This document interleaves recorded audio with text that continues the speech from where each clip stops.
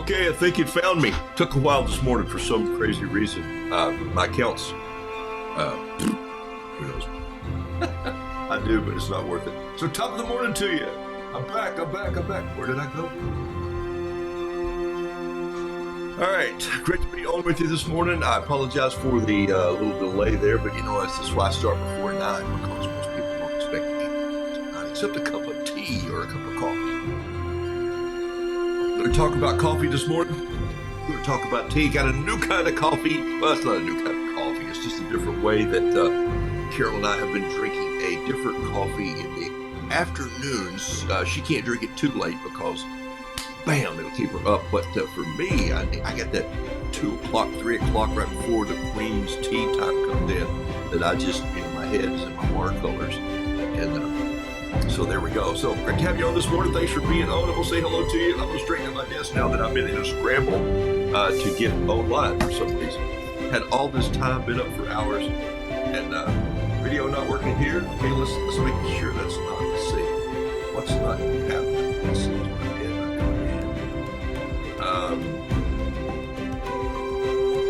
Make sure you can see everything this morning because I've just gone through a technical glitch. Should see my desk and a picture. Yes. Should see just my desk this morning. Boom. Paint a couple close-ups right here. Should be my big old blockhead is right there. Most of it is over there. All right. Great. Glad to have you on. We've got audio coming in. Music's a little loud. I'm backing that down. And everything just kind of went shboop.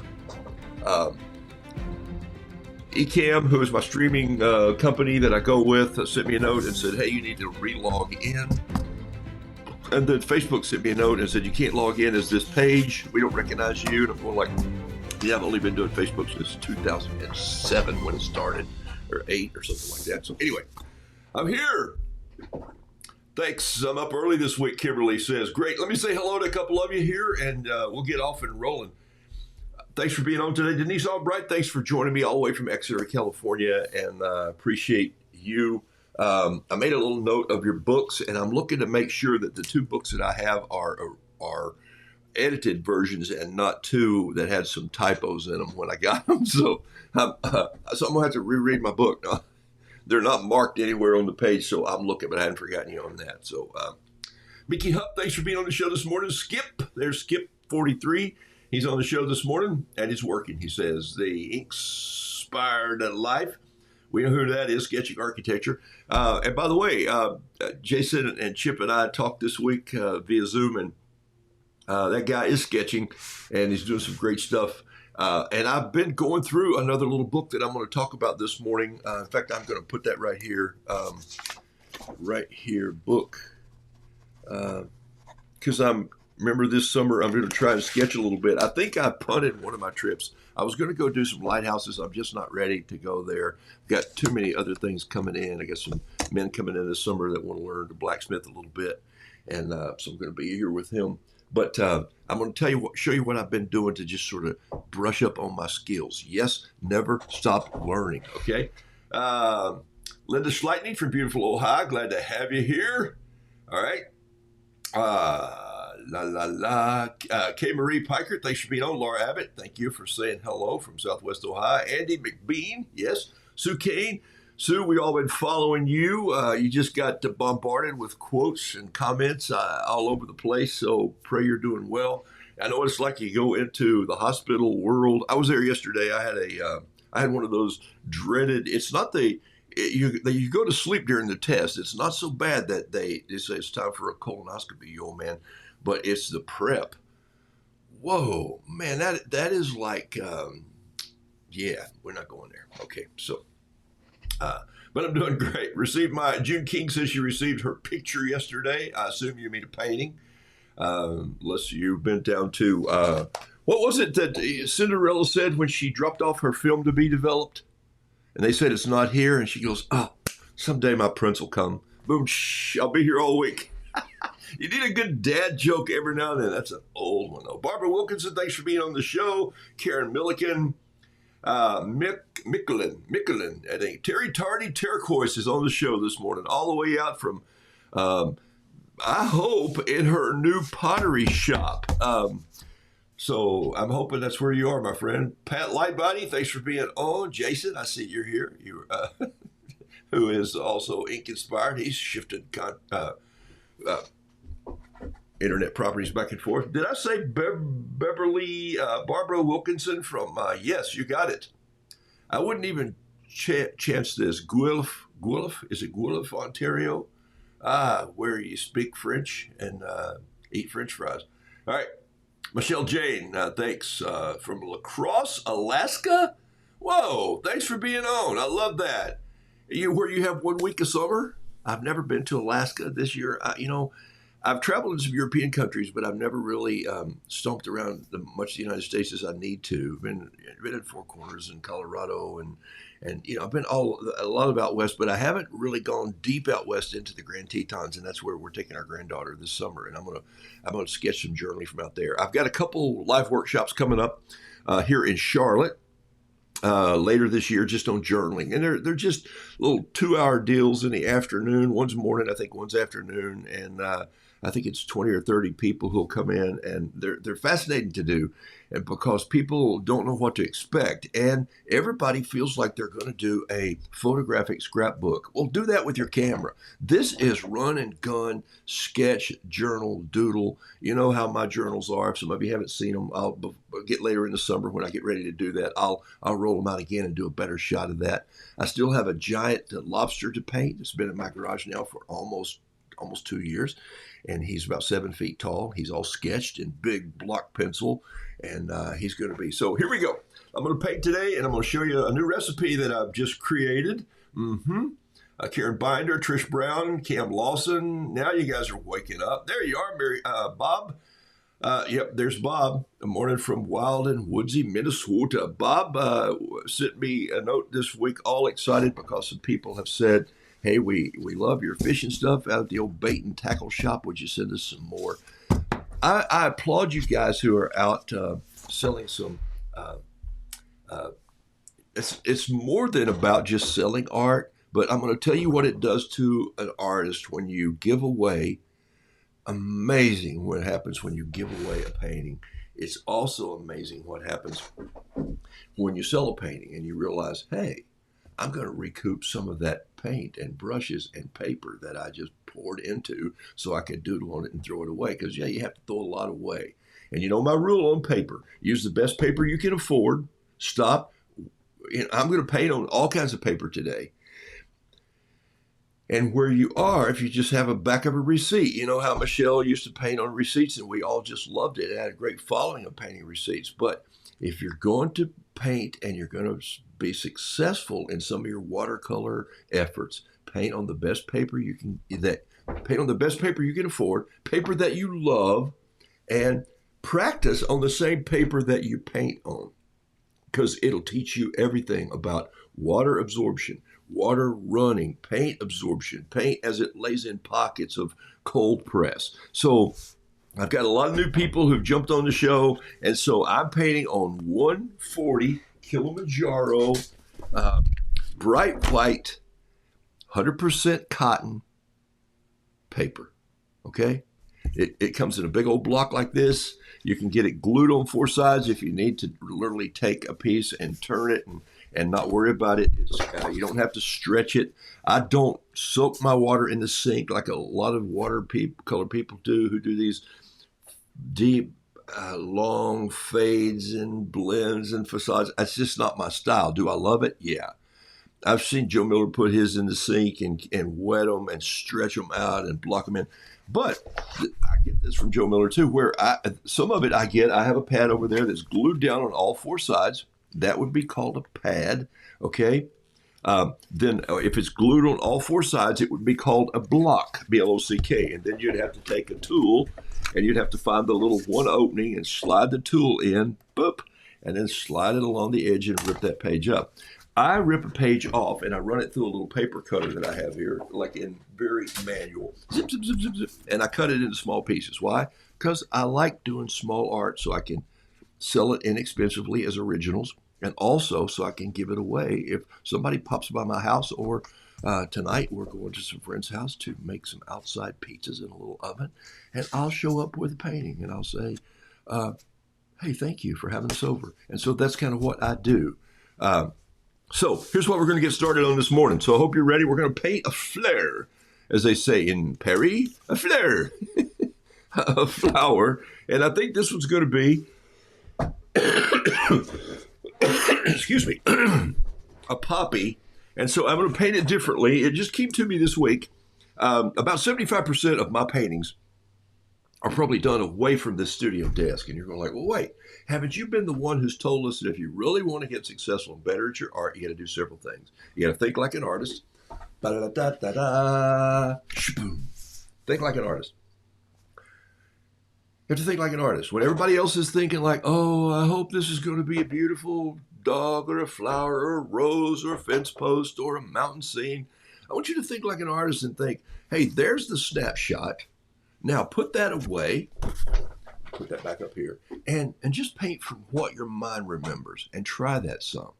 Also, quit trying to get your shoulders stiff and get down and really tighten up. You know how I lay my hair in here and you can't see it. Get in here like this and you're going like, oh, and you're gripping the brush so tight that you've cut off all its little air.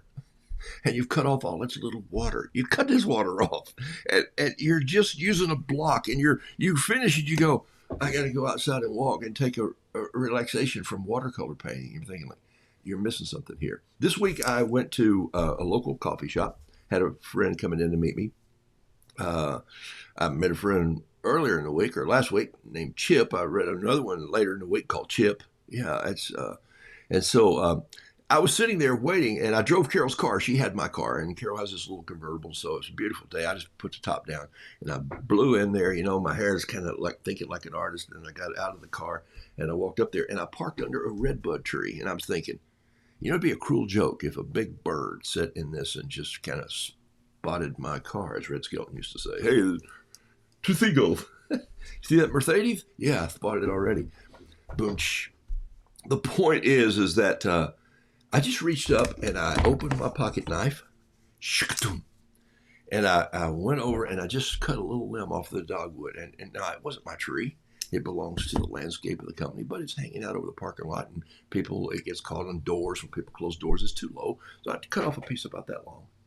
And I just grabbed a piece of it and I took it out and I carved it into a little brush, and I just started whittling it. And before my friend got there, I whittled some of the bark off. It's redbud, and I grew up with Tennessee redbuds. So I scraped a little clean. I wound up with this long pointed point, about like this #1 rigger brush right here. And so I dipped it in a little cup of water that I'd had the coffee shop give me. He said, give me a little water. Would you like ice in it? No, I'm painting with it. Excuse me? No, don't worry about it. Just put it in a little cup. So I had my coffee or my tea, and I had the water. Then I dipped the little stick in there. You see me paint with a stick. And I started doing it, and I decided to do a fish and fly and just use the stick to do all the threading with. And I wound up giving it to my friend because he goes, how do you think about painting with a stick? And I go like, how do you not? I'm outside. The stick's in my way. I pulled in my wife's car, and I was thinking a bird is going to, So the whole point was it's a story. So I did a painting there, gave him the stick, and my whole point is this: a lot of the art that I plan for here, then I add to it when I'm out and about, and it just sort of comes to fruition in a think like an artist, imaginative moment. And so that's what some of us miss when we go to watercolor. We have to say, oh, and this is why I don't do commission work. I paint for several things every now and then. Like a magazine's different because they just send me a list of topics and I get to create it. But if someone calls me and says, hey, I need you to do this painting for me that looks like this, I'm going like, that's not my gift. I can help you find other artists, but that's not who I am. So for me, I discover things when I take risk.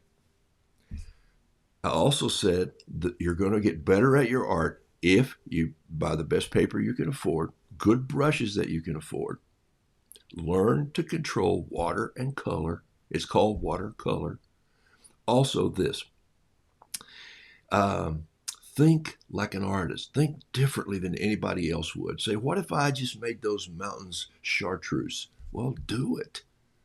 I saw a picture of the Grand Canyon last night, and I haven't been to the Grand Canyon in years, and I could not believe the purples and the yellows and the oranges and I forget how majestic the colors are in the strata, the different browns and hues of greens, and then just these awesome orange rocks. And I'm going like, what? And so we forget that sometimes when we say, I think of that old Harry Chapin song, flowers are young men, flowers are red, young man, and green leaves are green. And that's the way they should be seen. There's no other way. But he said, there's so many colors in the rainbow, so many colors in the morning sun, so many colors in a flower, and I see everyone. It's a great song by Harry Chapin. God rest his soul, and I hope he is.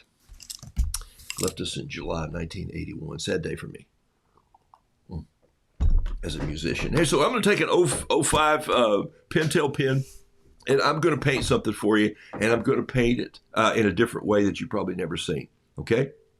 So here we go. And I just need a little bit of music to do that with. So thanks for being on the show this morning. I love it when you guys pop on. Jason says, don't get hung up on colors, just throw it down. And if you want to see a man who backs that up, his actions by his words, just look at his work. You'll go like, I'm surprised that you used the Empire State Building there and just made it pink. And he goes, so what? I'm just making it speak. And so that's his style. I don't like to paint something someone asked for. Yeah, Elaine, here's why. Because they have in their mind what it should look like, and you will never please that person. It's when somebody says, hey, could you write me a song about this? And I want this and this and this. And I said, if you want all those things in the song, you write the song. I used to go on stage with my guitar, and I'd say to people, I need 3 words right now from the audience. And Mac Davis used to do this on a show, and I always thought someday when I'm sitting in front of an audience, live audience, I'm going to try this. And I used to do this on Fox News. I did a television show for a morning for a year, and I was the traffic guy who played the guitar. And so they would give me news blurbs, and so they would read out all the news blurbs. I'd say, give me that one, that one, that one, and that one. And so I'd take those 4 or 5, sometimes 6. At the end of the song, at the end of the show, I'd write a song about those, and I'd do it. So now you know why Alan Levi and I are such good friends, right? Because that dude can write a song. If I said it's about pocket knife, he'd say, oh, it's about grandfather's pocket knife. It's a Barlow. And there it is. So it's that sort of thing that he would do. I would ask the audience to give me 3 words. Carol, and I would write a song about it. Carol would give me 1 word before we went to bed when we were first married. And she'd say, you can come to bed, but you got to write a poem about this. True. And she would say rocking chair, and I'd go, oh my gosh. So how am I going to adjust to that? You need all of those good tools and imagination. Sometimes, maybe this summer, it's time for you to just have your spot that you know you can find brushes, you know you can find good paper, but take 2 or 3 of those things with you in your bug out bag or something simple. Go to a coffee shop and don't labor over it. Just start your noodle doodle, see what I'm saying? Fiddle piddle process and see what happens. By the way, did you see my video this week that Cheap Joe's posted on their show? I appreciate it so much. Hats off to you guys. Love the folks at Cheap Joe's, and I appreciate them posting that. And some new people popped up and said, hello. And so here we go. So what I'm going to do this morning is I'm going to do a flower, but I'm going to do it completely different than any flowers I've ever done before, all right? All right, here it goes. I'm going to paint a poppy, because I like bees and poppies. There's this great contrast and juxtaposition between the red-orange poppy and these are not California poppies. There's some great orange, but yeah, maybe they are. But what I'm going to do is that I'm not looking at one. There's a couple over here that I practiced on, and I'll show you those in a minute. But I'm going to make sure that there's one. I just turned it upside down. Trust me. Look, there it is. I'm just laying it over there upside down.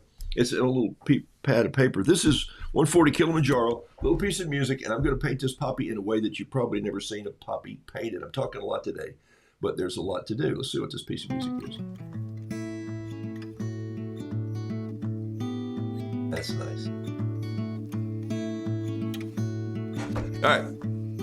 I'm going to sketch the little poppy just sort of like it is, okay? I remember seeing some, and, they're twisted around. They look like butterflies that just sort of didn't land. Or maybe they landed. And I'm just going to lightly, barely making marks with this Pentel 05 needle tip, inner gel. Here it goes.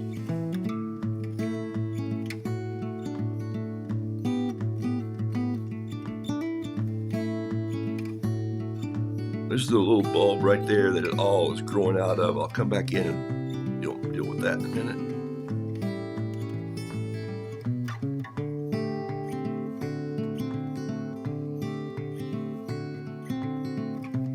There's the start of it. Can you see that? Now I'm going to do another little back side of it. This will be the other part here.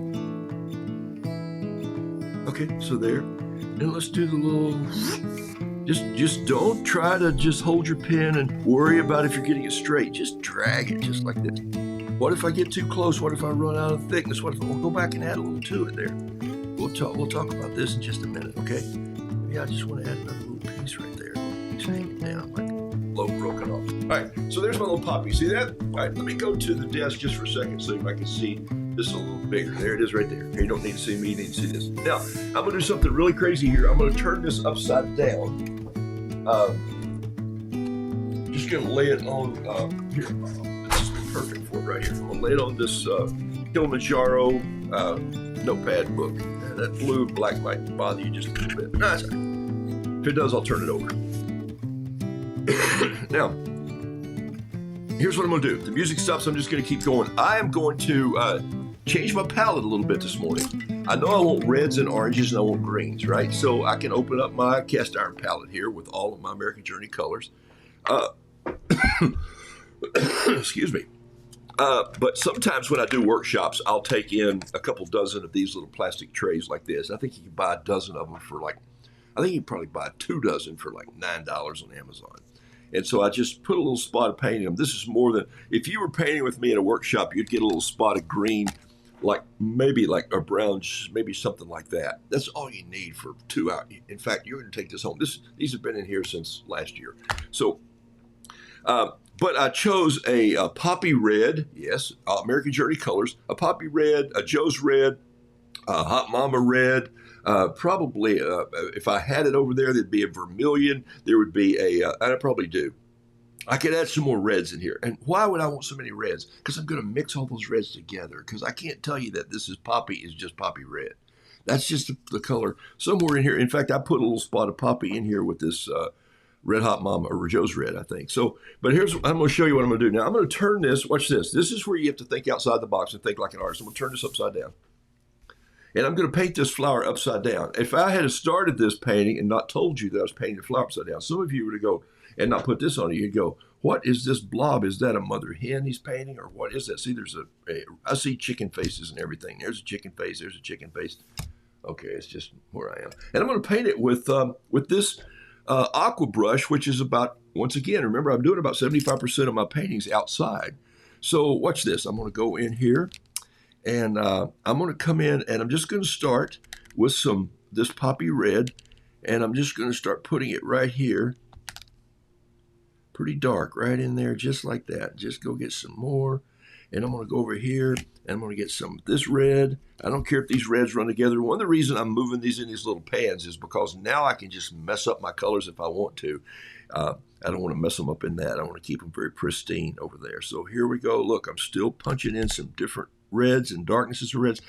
I haven't squeezed this yet. I'm just letting the pressure of this nylon tip let some water roll out. In a minute, I'm going to squeeze it, and I'm going to show you what I'm going to do when I do that. So look, I'm just getting that in there just like that. Now I'm going to take my cloth here. Thought I had a big old piece of, here it is right here. Fresh paper towel. There it is right there. All right, so now I'm going to clean this up just a little bit. I'm not taking all the red out, and but I'm going to go right here, and I'm just going to squeeze it and do a drop of water right there. Boom, boom, boom. Oh, that's about 3 drops. And then I'm just going to hold this up like this. Shoot, I'll just hold it up like this. Look. And then I'm going to use my brush and just let this sort of come down like this. Too high, I'm going to back off on my angle a little bit, run it down this way, and I'm just going to let this come in just like this. You see how it's fading in the way that it should fade down the page?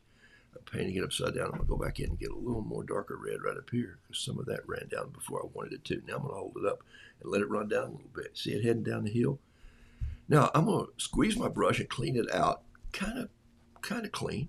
I'm going to go in over here and grab a little bit of what looks like a cad orange, maybe an Indian yellow.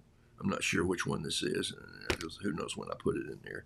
But I'm just going to grab a little bit and I'm going to touch it right in there just like this and a little right up here. Okay, now I'm still going to go back and get a little more red and in here. And then I'm going to let that red come down just a little bit like this. Watch this. I'm just going to bring it down. Just clean my brush out a little bit. Go back. Now just with almost a clean brush, like it's just clear water. If you see it drop out, I'm just going to go in and just start connecting some of this right here.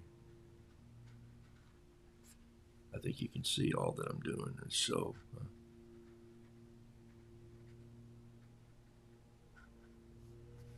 then I'm going to go right in here. I'm going to grab a little lighter section. And then I'm going to go grab a little bit of what I have here, a copper kettle maybe, and put just a little bit of that in. A little more red right in there like this. And so I suddenly have this flower that looks like it's about ready to come together. Take a look right here. I want to show you something. I've turned it around now, and I'm going to come in with my pen, and I'm just going to complete some of those lines that are in poppies. There's a lot of little lines that come down, and over here we got some that are coming down in the back. And I want to darken this front edge just like that a little bit, okay? So you see, that's a little poppy that I've just done upside down. I can turn it back over now. And this one, I've just put about 4 or 5 different kinds of green in. There's an earthen green, there's a sap green, a spring green, an olive green. And I'm just going to go grab it. I'm going to go light first, and I'm going to pop a little light on this. And I'm just going to follow this down. If you can't do this with a big brush, but you should be able to. Here's the key. If you've got decent brushes, if your watercolor brushes go to a fine point on the end, you should be able to paint that small line by just this little brush. And you're going like, wait, there's no way he can paint that with a brush that size. And you go like, why not? Okay. By the way, this paint has not been awakened yet, so it's still a little dark. There's a little bit of a Prussian blue or something right in here. I don't know what it is. Who knows what I put it in there for? Probably a color that I took to Maine when I was showing people how to do some Maine rocks in this workshop I was doing. And so I'm coming in like this. I think there's a need for another little vein right there coming out, just a little darker in there. So I suddenly have this poppy going, and you're going like, what the heck? He's painting it upside down, okay? Paper towel looks like a bad accident. Well, of course it does. All right. Okay, take a look at this. I'm gonna come in here with another this. I'm gonna come around here like this, come around, and I'm gonna do another little bud right here hanging off just like that, and come in, and it's gonna be just another one that's getting ready to open. And we'll go back and we'll repeat this little stem coming down like this. I could have come in with a piece of tape right here. Excuse me. Cut that off a little bit right there. I didn't put some lint on that tape. We'll see how it works out here. Hopefully, okay. It's hot in my studio today, and I feel like I've got to. All right, come in here with a little, I want to go darker green right here, so I'm reaching to get a little bit of darker green on this under part leaf, and then even a little darker than that. Come in here just with that. Look at that. 3 different types of green right there to make that little bud. You see that? Okay, and then what if I just kind of came in here and just did some of these? I don't know what they are. Maybe leaves, maybe grass. You could paint that with a big brush again. If you had a little bit of green, it should be real easy to do. Just sort of sweep in there. We worry sometimes too much about making sure that I'm trying to make a photograph. I'm not. I'm trying to just paint a poppy by memory. And then I'm going to pile up some green down here. A little bit of water first. It's called watercolor. I didn't wash my brush out, and there's a reason for that. And then just, here's where the handle of a brush or stick would work really well. Just kind of come in here and just use the handle of the brush and push in the water and create some of that look. Or you go back in with your pen and just create this little look at the bottom, just like that, okay? This is not completely green. It's got a lot of dark shadow in it, which is what I want. I'm going to touch a little shadow right here. Just maybe with a little brown, and then I'm going to do the same thing up here. This is probably kind of it may be a, I don't remember what the color that is, but it's in the brown family. How's that? My browns, I don't do a lot with brown. Sometimes I'll get creative and do something with them. But most of the time. Now, watch this. I'm going to grab my pen.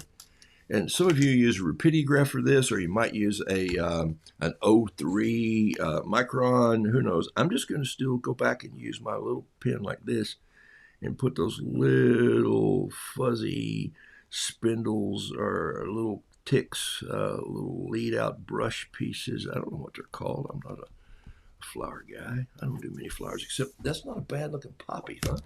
All right, so Pat, then what I'm going to do is, I know you're watching. It's fun watching a piece of paper come alive with a flower. Yeah, isn't that kind of cool?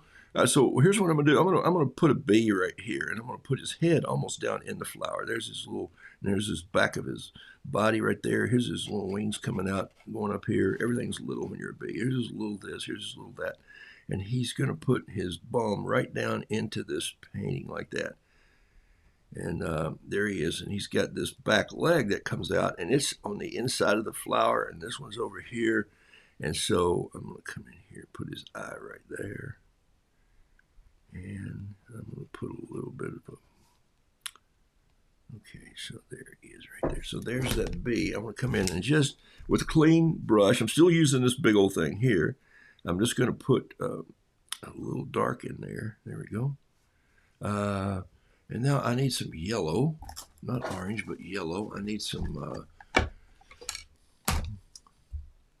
gamboge or new gamboge. That's my color I like to use in the yellow department. There it is right there. Put this in there.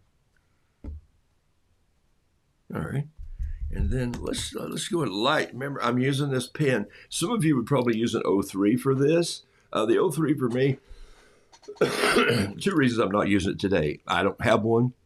I'm out of O3 cartridges, and the other thing is I like challenging myself to use the pen that I sketch with every day. I think you know that, right? The pen that I sketch with every day is my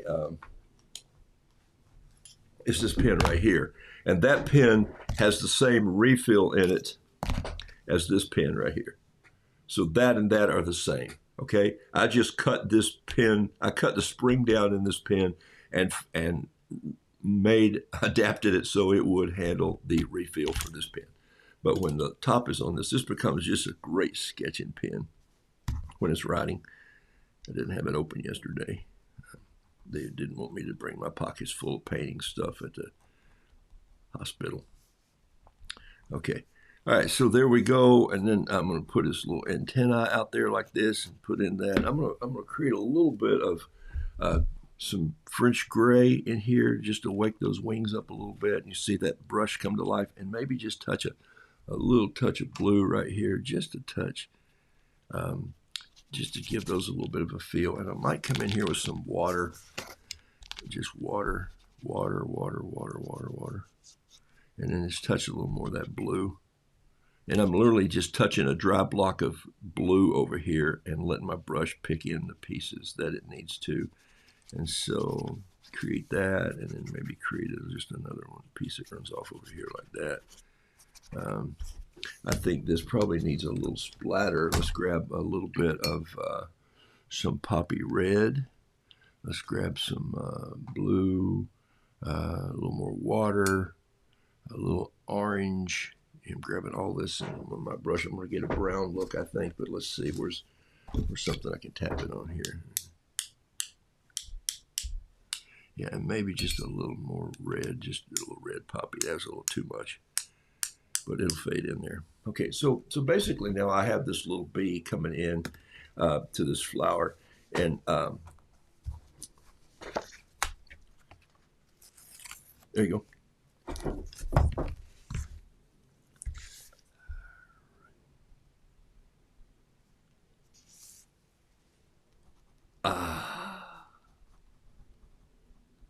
Home free.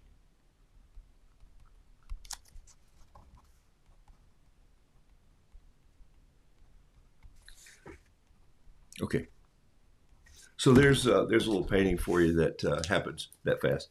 And I painted it upside down. Now, what could happen is that if I see that I don't care for the way it's fading, remember now you got to come back and look at it later. These are going to dry. They're going to go into this 140-pound paper, and they're going to disperse a little bit. If I want a little more darker right here, well, it's my painting. I can go back in, turn it upside down again, and touch a little more red right in here. just to create some more depth. And I can also put a little spot right there. And that's not all. I can come and get a little bit of blue, and I can come in right here and touch a little blue down in there too underneath that bee, just to create a little darkness and shadow of him being in the flower. See that? Some of you are great at flower. Sue Kane, your flowers were unbelievable this week. Thank you for sharing what people shared with you. It's just remarkable. But my point is, this is not rocket science. It's just turning it upside down and letting it go. And I'm going to show you one more time real quickly here this morning. Just on a different piece of paper. You know, sometimes I paint on different things. I'll show you one I just painted on this drawing paper. Okay, so the better you get in controlling your water and your paint on good watercolor paper that you're painting with, he interrupts himself. Sometimes I will literally let this dry upside down. Not flat, not like this, how you're going to frame it, but upside down, so that any remnants of moisture will seep toward the top, because I want the bottom of this heavier in color than I do the top. The top's where these poppies get windblown and frilly and leaflet, and they're thinner. Down here's where it's got the muscle and the membrane to hold it up. So that's why I turn it upside down and let my paint come down this way. Just thinking like an artist. Think differently sometimes, okay? You keep going like, gosh, I keep putting color up there. I keep putting color here, and it doesn't want to go uphill. It keeps coming back. Well, that's what it's supposed to do. So you can see where that is. Let me show you. This is the drawing paper. And I painted one on this morning. Take a look, and I just let it dry for a while to let you see it. And this one is really airy. Look. And it says, Roger, the beagle has landed. Okay, so there's a little piece. There's another one that I did yesterday or today, this morning. I sat down here this morning and just doodled a little while. Look, there's a little piece coming out here. Let's say that I wanted to add a piece on this one. I could come in there and put another little leaf. If I really wanted this to be a poppy that's parachute looking, I could come out here like this.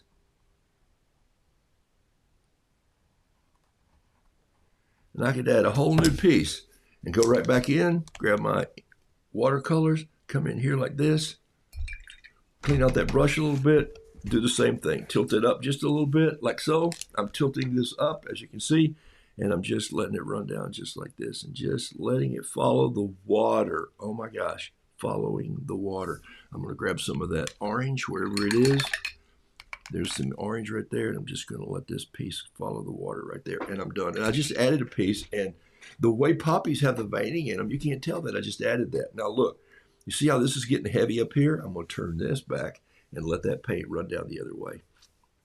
And then what's going to happen is going to mix in with this red right here, and I'm going to get this great striated look of this mushroom bloom that I wouldn't get any other way. Oh my gosh. Okay. All right. So I like poppies. Why? Juxtaposition of yellow against the bee. That's what I love. So there's a couple that I've done for you just to give you an idea of something to paint when you're outside. Do a jonquil that way. Paint them heavier. Everything's going to be a little lighter on the edge where you can see through it a little bit. Come on. That's just how it works. Let me show you something else that I've been working on. This is one of my favorite books. I've talked about it on the show once before. It's called the 5-Minute Architecture book. And you think, Jason, some of you own this book. This one's by Liz Steele. And I think I first used it on the show in 8 of 23. So almost a year ago is when I purchased this one. And it's got these great little sketches in here that are they're tiny. But it'll also help you with some of the architectural things if you're outside and you're doing buildings this summer. I'm going to do a couple Western lodges this summer. We're staying in a couple things in Yosemite that are just the old-timey lodges. And so I'm going to have to brush up on my browns a little bit. Look at this picture. Look at the lines. Look at the holidays. She's a great job of just what interests you. What's the dominating feature? What's the time frame you have? It's important to know how much time you have. This one yesterday, I think I painted this one yesterday just in my own style, bigger, just looking at it. And no, I think I threw it away. I did, but I did paint that one yesterday. And I painted another one. Let me show you what I painted on page 45. I remember the page number. This is the Delphine Pollard. It's a Saint Constantine Church in grease. And so I painted this little look of that right there. So there's my little take on it. Okay, so it's way too blocky and too stiff. Look at this, how it just sort of rolls. Her lines aren't shaky, but they're also out of context a little bit. They lean, they move. Look at how beautiful this is. And I also didn't leave it. This paper was natural as opposed to white. And so I'd really want that to be white and the blue a little different. So Carol's going to Greece in 2025. I'm not. Lord willing, as they say. All right, so that gives you an idea. And then there's one more that I wanted to show you. Why am I doing that? Because I push myself every day to create something that's different and new and fun. Oh, here. And this little painting I liked. You see this little painting right here? What caught me was the palm trees. And I spent 12 years, I think it's Psalms 8 that says the righteous shall be like a palm tree. And so here's that little painting right there. So there's a little more of a scramble. You see what I did? I just looked at it and I sat there and I said, okay, I think what I'm going to do is I'm going to start the height of the tower, and then I'm going to jump over. And even though these are in the foreground, I'm going to do them right here first. So I just did the palms, and then I just let everything else sort of just fall in the way I saw it. And then I do what I normally do, and now what I'm telling you to do. After I get the outlines done and I look at the color, close the book and just finish it from what I remember. And this is what I wind up with. And so for me, this is a perfect journal painting if I visited this place, which I have not. This is in Spain. So that gives you a little idea of what you can do with that sort of thing.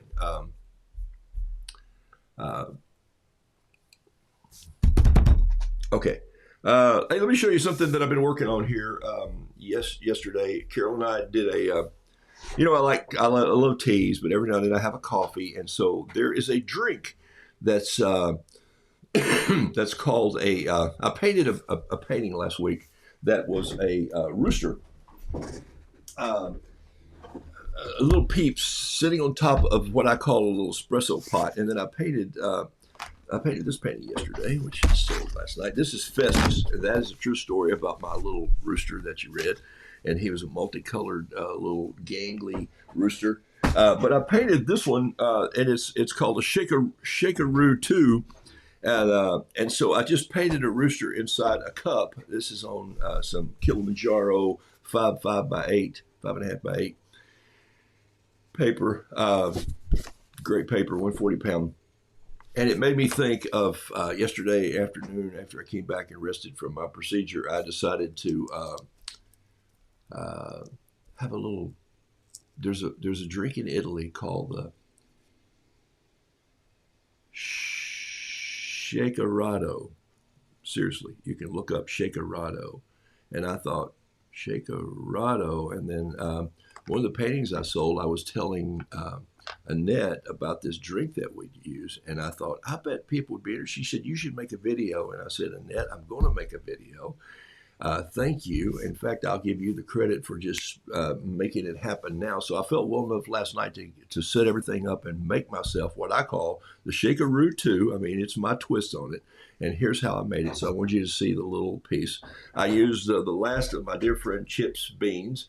And so it's been fun. So here's where we're going right here. Okay, so a little video that'll take just a second here. Anyway, I'd like to get a picture, any way to get a picture of that fly you painted with a stick. Yeah, you bet. I think I still have it somewhere. I'll look and see if I do. No, I think I gave it to Chip. But I'm going to tell you about flies in a minute here. Let's see. Watch this right here. This is, I think this is the video that I did last night. Yeah. Here's a little something that has creatively happened in our kitchen. We were watching a show that showed this drink. It was called a ShakaRoo2. It's from Italy. It's a glorified name for iced coffee. Now, I've never been a big fan of iced coffee, but if you're ever going to become a fan, be a fan in the summer. Carol and I experimented with several things. Here's our fave. I call it the ShakaRoo2. I mean, after all, it is my spin on iced coffee wake-up. Start with espresso. If you don't have a $1,700 espresso machine, use one of these $17 or $5 from the garage sale. Yes. Use good beans. Add good water. Add the grounds. Put the top on tight. Put the pot on the heat, and the steam pumps the the water up through the grounds and into the pot. I add a splash or teaspoon plus of simple syrup. I don't buy it, I just use 1 part water, 1 part sugar, heat until it dissolves. A blurb of Madagascar vanilla. Carol makes this with vanilla beans and bourbon, lets it sit for weeks. What? Sweetened condensed milk. Add a tablespoon or 2, your call. Look at this new dispenser. If I'd created this, I'd be streaming this from my own island. Add the ice. The ice chills it, but it also helps create that foamy mixture as it shakes. Once the espresso is espressoed, you could let it cool, but it's not necessary. You put ice in there. So shake it for about 2 hours. Okay, 2 minutes or so. Pour it into the vessel of your choosing and enjoy the ShakaRoo2. Yeah. Whew. Boy, howdy. That'll make you crow in the morning. All right, so there's my little recipe that I did last night and or yesterday afternoon late. And you know what? Sweetened condensed milk, a little shot of vanilla, a touch of, maybe it's too sweet, so you may not need the simple syrup if you want to use the condensed milk. We're still, if some of you are cinnamon fans, you can hit it with a little of that. If you'll use a little more ice in your shaker and shake it probably a full 2 minutes and not doing a video, you're going to get a great foam when you pour it out in a glass of your choosing, and it's fantastic. I'm going to write the recipe on the back of this painting right here, and here's what I'm going to do, just because I feel like doing it. I'm going to give it away to somebody this morning. And so all you got to do is do nothing. I'm just going to draw a name here in a little bit, and I'm going to give this away. But I'm going to write the recipe on the back, just how we do the ShakaRoo. So there it is, a little rooster that's kind of looking at you with little squirrely eyes, kind of going, great Scott. And people are going to say, what's a ShakaRoo? And you go, let me show you. Here's the recipe. A little espresso. Could I use regular coffee if I didn't want a shot of espresso? Yes, just pour some regular strong coffee down in there. And it's anywhere from 3 ounces to 5 ounces, 6 ounces. If it's espresso, 3 ounces. If it's regular coffee, you probably want a good 8-ounce shot in there of just regular brewed coffee. A couple tablespoons of that condensed milk. And just have fun with it. And then shake like crazy. And then pour it out. And look, I don't like iced coffee, but when it's 90 degrees in Charlotte in the afternoon, you're going like, and your head's in your watercolor, you're outside painting with a stick, you might want a cup of that. And so it's pretty fascinating. You're going to come up with all sorts of different ideas to do it, and people are going to love it. And by the way, that new dispenser I'm going like, Carol, have you been holding out on me? Did I not know this was here? Why did I not know this was here? For heaven's sakes, it's just been fantastic. You should open those little cans, and then you go, what am I going to do with the rest of it? Where am I going to put it in the can, and where's this going to go? And bingo. So that's the cool thing right there. So I hope you enjoyed that. That's the kind of fun stuff that I like to do here because it makes you think outside. Maybe not with the roux on top. Yeah, you put a roux on top. That's the whole point. So, all right. I need a good recipe for iced coffee. Beverly Smith, there you are. You got it. It sounds yummy. You guys, you got it. Okay. Hey, John Robert Small, say hello to you, man. Hope you're doing well. Did you sleep at all last night? June Jones, I sleep every night. No, I slept great last night, by the way. And my best sleep came yesterday when for a half hour I was put to sleep. I'm like, man, I woke up and go, hey, could you guys follow me home tonight? All right, hey, I got 10 minutes to go, and I wanted to tell you about something. I want to show you a couple paintings, too, that I've done, but I'm going to give this away. Remember, I started off saying about 75 to 80% of my paintings are not done in this area that I get to mess up every day, but I know where everything is on this desk. I know my brushes. I know what brushes I reach for when I need to reach for a brush. I know what pens are. I have pens, what I keep my pens in. The pens that I use the most are kept in iPhone boxes. There you go. This is a great little box. See that? It says iPhone on it. It's a great little box to keep pens. Why do I use these sometimes instead of brushes? Because, hey, they've already got the water there. My water here may be dirty, and I'm also out. I keep one of these in every briefcase, every bag that I carry out. It's just a great way to have that with me, and I've learned to paint with these really well. It's a nylon brush, but I also have been painting with nylon brushes for, 15 years. American Journey brushes are nylon. I'm painting with a little heavier duty, better brush right now. It's a synthetic hair. It's the Pseudo Sable brushes from Cheap Joe's. Those are these brushes. I love them very much. They're fantastic. I'm telling you, I love them. Okay, so ShakaRoo. I got a note from Alan Levi who says, "Oh my gosh, thank you so much for being on the show. It's been fun. My book is doing well. People are buying it and reading it and sharing it, and that's the whole thing. If you do art, book or whatever, you want people to share it. Let me show you a couple new fishing flies that I painted. Some of these are on Etsy right now. There's one that's called the Big Old Elm Leaf Sap Dripper. It's out there. This is the Henry's Do Funny fly. This is the Blue Feather Duster. There he is. I think all these are on Etsy. And by the way, I think I'm going to do a little 20% off on my Etsy stuff come what's Labor Day, the holiday Monday. So I got to go in and get all that done. So Etsy, and then there are all these fishing flies that are there. Some of my favorites is just black and white. Some of these are still on my Etsy shop. So I have them clipped here, so they go to the art bar, so I know what's there when people come in. Still doing bees like crazy, and I'm up to bee 1585. There's one on a poppy, just popped in. There's 1552. There's 1564. There's, I think everybody loved Chris's bee the other day. I love painting with T-rings. I just love painting bees. They're really fun to do. So there's a ton of bees out there right now on Etsy. So, and there's, I've got a new lobster that I'm putting out there today or tomorrow. So working on that. All right. Let's see what else I need to go. So, let's see. Are there any questions? Yes. Is your Etsy shop under the name Roo-Doodles? It is. Just go Roo-Doodles Etsy. And those bees are out there. Never know what you learn on this show. The sweet condensed milk tube is fantastic. I'm telling you, it's a gold. I told you if I invented that, I'd be streaming today from an island somewhere that I owned. And yes, I'd still be streaming because I love community and people and art that much. So today I'm going to give this painting away right here. He's just a wacko little Roo, but this is what made me think about a ShakaRoo because I was wanting one of those drinks. Just ripped it out of the journal page. It's one of my big old cups. Everything's on Etsy. If you can't find it on Etsy, go to my website and you'll see they have a merch page there with these cups with my bug out bags, which are, some of you still use this. I do too. This is what I take when I go out. We're bugging out. It's a little canvas zipper bag that holds my brushes flat, holds the paint that I drop in there. What do I drop in when I go out? Oh, always this. That's just usually in my small bag anyway, but sometimes I'll put this in. These are All American Journey colors.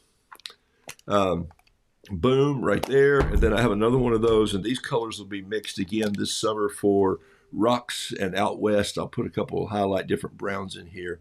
And these are only 5 of these colors are Charvin. The rest of them are American Journey. All these are American Journey. Why do I paint with American Journey? I understand it. I know I like its viscosity. I like its light fastness. There's just lots of high-tech sounding words. It's just good paint. And it's I just like it. So that's it. You paint with what you love, but afford what you can and push it a little bit. All right. So here we go. Let me draw a name and then we'll wrap up the show here. And my Etsy shop is under Poppies You Painted Are Lovely. Let's see. Glad your lobsters aren't bankrupt. I'm not sure. Oh, I'm not sure what that means, but I like it. Sell your ShakaRoo recipe on Etsy. Now it's out there. But you just play with it and enjoy it. I'm reading Theo Golden Book now. I've got 2 of his CDs. Oh, that's awesome. Any more sculpture work on the horizon? Well, I do have some guys coming over to learn to weld, and I'll do a little sculpture piece with them. And it's been a while since I've been in the shop, and it's an absolute wreck. It's worse than my desk here. So next week is, Lord willing, I'm healthy. That's where I'm going to go. Do you do anything specific with your dirty water? I've been reading about the harm dirty water can bring poured down the drain. Man, I think it would take 500,000 of these poured down my drain before it would probably do something. If your water's that dirty, no, just go throw it in the yard. I mean, I would tell you something about water. you'll hear all kinds of things. You'll hear you'll hear that mold's going to grow on your paints. If mold is growing on your paints, then maybe you need to become a welder because it means you're not painting and using your watercolor with fresh water on them all the time. I sometimes paint with dirty water just because I like keeping it on my desk for 2 or 3 days, and I like the browns that come out of it. Okay, but I have 1 degree in my life, and it's in wastewater treatment plant. Boy, you're gonna learn a lot about me right here. I have my license somewhere. There's a diploma. I think I put it in a box because, like, I used to say I have a PhD in wastewater. That's piled hip deep. Started as a young man, had to take all my team to a class to be certified so that we could dump our effluent from our sewage plant back into a Class B stream, and that is a fishing stream. Okay, Class A is you can drink out of a Class A stream, but I never trust that because something could have died upstream. But Class B, Class C, Class D, we were on a Class B stream, and we were the guys on the rain. We were in the rain shelter. We were the people where the runoff came in from the mountains, and so we had to really be above board to be a good neighbor. And so we did dissolved oxygen tests. We had set up a lab. We were serious about this, no kidding. And so what happened was we all had to go be licensed, and they would come out and check our plant. And you would say, this is where all the sewage dumps, and we aerated it, and we kept it moving, and we filtered it back and forth and pumped it back and forth. We did everything we needed to, and aerobic bacteria ate all the bugs out of it. And when it came into the stream, you could catch it in a glass, and you could do a dissolved oxygen test, and you would find no particles in it. I have found muddier farm ponds than my water. And so you're going to get more junk from a farm pond with cow stuff running off than you will from this. So when people tell you stuff like that, can you imagine? You go like, how is that even possible? So we toured a trickling filter plant in Cherokee, North Carolina, which is 13 feet of stones. And they poured actual sewage through the top of it. And by the time it got through the bottom, in the months that it take with natural filtration, the way God made the earth, the water was pure again. You know, there's not any new water. It was all created at one time. So it's really a fascinating thing. So I appreciate that statement. I didn't mean to get on my soapbox, but I'll tell you, people will tell you all kinds of crazy things about, don't pour this down the storm drain, it'll kill fish. And you're going like, really? Or people say, if you don't scrub your bird bath out with this and this and this, the birds will die. And I'm going like, my robins would rather come in after a rain and play in the puddle like I did when I was a kid. So, be careful with everything that you read, and be careful with what you hear me say too, okay? I just ordered an Oxford Featherwood from Ellen Levi. Oh, yeah, that's going to be great. I think Ellen is responsible for that, huh? All right, you're going to see more to come from that story. That's great. Hey, let me pull a number out of here. You know what, our name. What I do is I always just scroll these back and forth like this. So thank you for that question about the water. But I think if you want, find a place in your yard that you can water a flower with it, and not pour it down your personal drains in your house if they're worried about coagulants or viscosities or something stopping up your drains, maybe. But if it's going to hurt anything in the environment, not a chance. I can't imagine how much we would have to go after a lot of painting contractors before you'd have to get a watercolor artist affecting it. Okay, so even inks. And even high alcohol inks is diluted in a heartbeat. Okay, and people probably drink more alcohol than what we paint with. All right, so here we go. I got them a box. See, it doesn't take me long, man. My old man's brain kicks in sometimes. So here we go. We're going to draw for this right now. I'm going to put the recipe on the back of the ShakaRoo2, and we'll send this out to somebody today, as a matter of fact, if you send me a note. All right, so here's what I'm doing. I'm just scrolling back and forth. All the comments, I can see them in a panel, and I get 3 or 4 at a time. I'll select one. I'll select a space. I'll throw the top one out, the bottom one out. I'll keep the third one, and it's in like this. I'm not looking. Ba-doom, ba-doom, ba-doom, ba-doom, ba-doom, ba-doom, ba-doom. Laura Logan, you were the high number going out. Karen Binder, you're the low one going out. Michelle Jane. Oh, my gosh. Are you kidding me? And it says hello from La Crosse. Is it on Alaska? I don't know. I mentioned it Alaska this morning. If that's true, if this is true, if this is Michelle Jane, if you're still on the show, you were the winner. I'm going to write it on here with the pencil because you need to send me an email. Where's my pencil? Here it is right here. It's in my... Oh, I've been painting with that pencil, dragging it. Michelle Lane. Michelle, would you send me an email right here, please? Just send me an email right there at roodoodles@gmail.com. And is it really Alaska? If that's true, you're going to really need a ShakaRoo in the summer. You might just, you probably need some hot coffee in Alaska. Hey, I know it's a gorgeous place. So that's how that happened right there. I love it. So Michelle Jane, did I say Lane? It's Jane. Got talking to myself and messed up. Jane, Michelle Jane, send me an email at roodoodles@gmail.com and say, hey, I want to ShakaRoo2. And remember, there's an Italian drink. Look it up if you want. And you're going to see a million variations on this, I promise you, like anything you would. You're going to see somebody who says, oh, we always paint our little poppies upside down. I'm going to post these poppies today. I've got a couple of these. There's another one right there that I painted. Oh, you can't see them. So let's look at them right here. There's the picture in picture. There's one. There's two. There's a little one that I'll do right here. Look at that one. So I painted a couple of these this morning while I was sitting here waiting for the teapot to whistle. All right. So why do I do this over and over and over? Because I've never painted really poppies before, and I'm learning how. And I change papers, but I really stay with my Kilimanjaro. I'll post a couple of these this morning and put them out there for sale. Etsy is Roodoodles at Etsy. Also, my Spotify shop is open on the web. It's about time to do an auction, but I kind of sent a lot of stuff to Etsy. So I still got some other bees here. There's a bee. I don't think these are on Etsy yet. I don't think. Yeah, I don't think these are on Etsy, these bees here. Man. All right. Love it much. Okay. Thanks for being a part of my show. Thanks for being a part of my world. I appreciate you all. And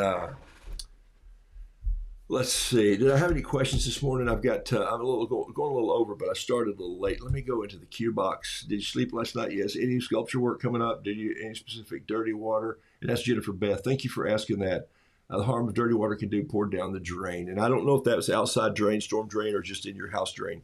And I have never, ever, ever heard that. I've never heard any watercolor artists in any watercolor workshops, people, professionals that I've ever say that the amount of paint, remember, you're diluting it so much that, hey, I probably, if that's the case, maybe that's why I need a colonoscopy. My pipes might have been, because I've been dipping my brush in my tea. I just made myself laugh. Okay. Hey, blessings to you all. I hope you're doing something creative today. I hope you're thinking like an artist. And to consider this summer painting a flower you've never painted before. This is probably now is my 10th poppy. I've been trying to paint some with little bees. And this morning, it was just this week that I thought, why don't I just turn this upside down and paint it this way? And look what happens when you do. Okay. See how that ran down right there and just stopped? I could talk about that all day long. Okay, Bob, I need to paint you a fly with a stick, and I might just come back online here a little later today live and just paint that, okay? And I'll show you how I whittle the stick to make that work. And let me think about this for a second. I've got an idea for you. I got a good idea for you. All right, I got to go out with a little theme music and so on the harmonica. I'll go through some of these later as I have another cup of tea downstairs, and I'll answer some of these questions or comments. Thank you for commenting. Thank you for being a part of my world, and I'm blessed. Yeah, you are too. You're up. You're able to stand and take nourishment, and I'm out of here.